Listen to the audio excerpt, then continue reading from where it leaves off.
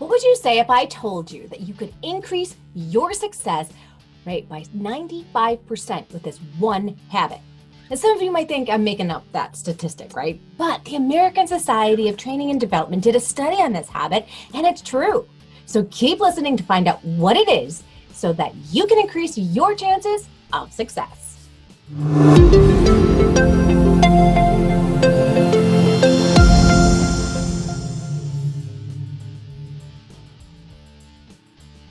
Hey there, my name's Joanne Kaminski, and last week for habit number 7, we took a look at developing a strong why.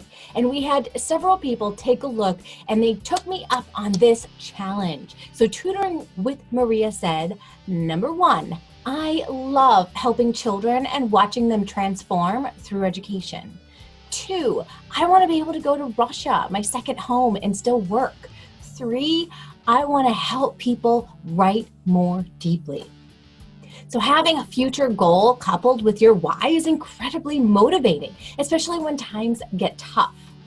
Now, not only did Terry Grigsby write an incredible why, but she also wrote it down on an index card and put it in her pen drawer so that every time she grabs a pen, she is reminded about it. So this is a wonderful summary of what you do and the progress in our tutoring business. So here's her why. She says, I love watching students go from struggling with math to succeeding wildly with my help. 2, after being rejected by the high school system, I was not willing to stop working with kids. 3, it's clear to me that God put me on this planet to work with kids and build their confidence. And 4, after trying in-person tutoring, I needed more income, and to do that meant I had to go online, and I never looked back. 5, one of the happiest places for my soul is teaching and tutoring students to their highest potential. Now, V from V's online math tutoring said that beginning to tutor is the best gift she gave herself. She said, this is what gets me out of bed every day.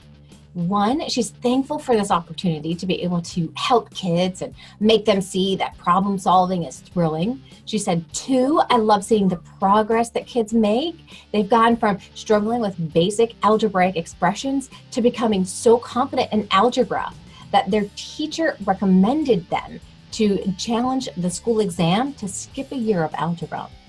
And 3, she said, it fills me with pride when my kids say that they taught their friends how to solve problems, and they've gone from seeking help to giving help. And 4, throughout all of her previous jobs as a software engineer, customer service representative, and an accountant, she said, I always volunteered to train the new employees, and I loved it. I still wonder why I did not do this 10 years ago, given that I've taught my friends and siblings throughout school and college. So what is your why? Tell me in the comments below. And if you like this content, tell me by hitting that like button, subscribing, and hitting that little bell. So what is this habit that's going to help you be 95% more successful? It is to get an accountability partner. Now, the American Society of Training and Development found that people are 65% likely to meet a goal after committing to another person, and their chances of success increase to 95% when they build in ongoing meetings with their partners to check in on their progress. And many tutors in the Insider Secrets Club take this part of building a success business seriously and get an accountability partner. And today, I'm going to feature a powerhouse team and their opinions, thoughts, and experiences with their partnership. And I'm going to build in why you should choose an accountability partner and how you can make it work. So according to Stephen Covey, accountability breeds responsibility. And Thomas Monson said, when performance is measured, performance improves. When performance is measured and reported, the rate of improvement accelerates. Now, let me introduce you to Suzanne Davis, an academic writing tutor, Elaine Lingard, a reading and math tutor, and Robin Glombotsky, an online ACT tutor. These 3 amazing ladies are also part of the Insider Secrets Club. And each of these tutors is not only staying accountable, but they are increasing in the amount of students that they each have. Suzanne mentioned that they really do help each other focus and talk through things. And when they want feedback on how to do something for the next week, they bring it up and they seek suggestions. Now, each of these tutors has a different type of area that they tutor. So they've learned a lot about their different businesses. They also get to be each other's sounding boards, and they can collaborate together. And since they are in different fields, they are not competing against each other for students. But if ever needed, they could refer services when it would be a good fit. Now, at one point, Suzanne interviewed Elaine about things that parents can do to help struggling readers and how to help children with math. And she said it turned out to be a great interview.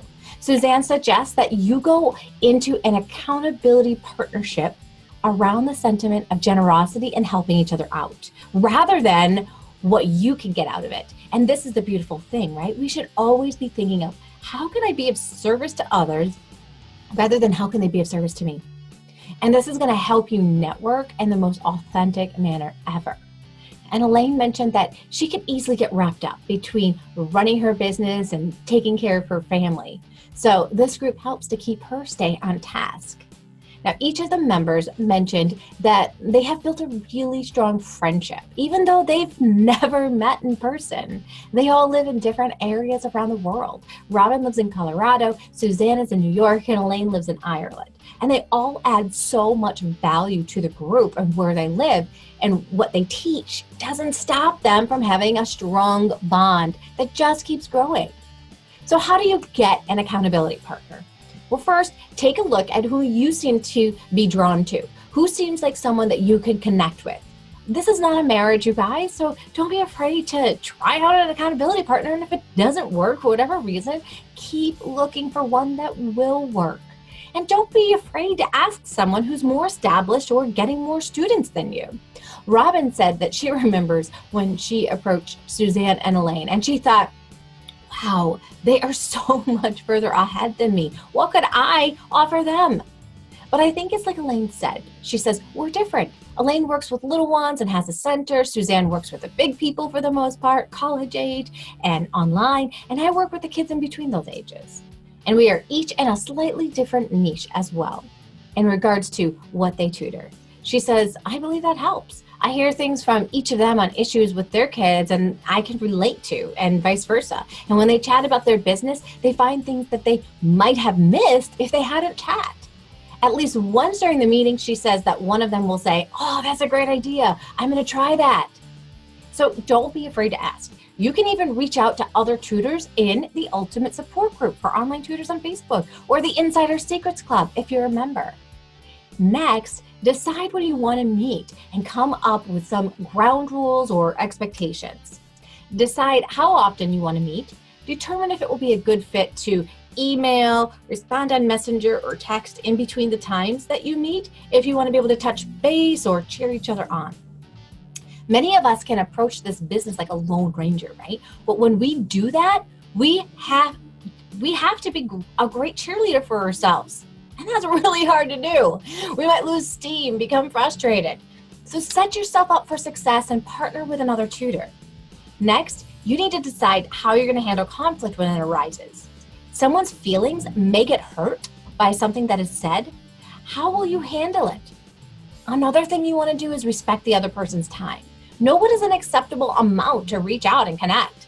To just call each other whenever you feel like it may work for some accountability partners, and it may feel smothering to others. So determine what's going to work for both of you. The other thing to take a look at are not only weekly goals, but monthly goals, 3-month goals, 6-month goals, yearly goals. Write these down for yourself and your partner so that you can refer to them during your calls and ask them how they are doing with them. And celebrate accomplishments and be open-minded if your partner doesn't reach a specific goal. So Robin said that it's great knowing that I'm going to be accountable for my to-do list. And at the same time, if I go, well, it's been a crazy week, only got one thing done, she knows that she is not going to be looked on, but is still going to be supported. And really, you guys, that's the bottom line. We're all just doing our best to move forward in our business and supporting each other and enjoying spending time together, right?